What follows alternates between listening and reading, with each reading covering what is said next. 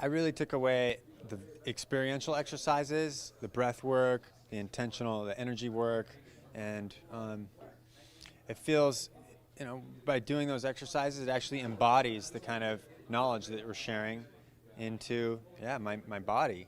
Instead, it's not just an idea anymore. It's something that I've done, and it's, I don't know. I feel a shift of how I feel about myself.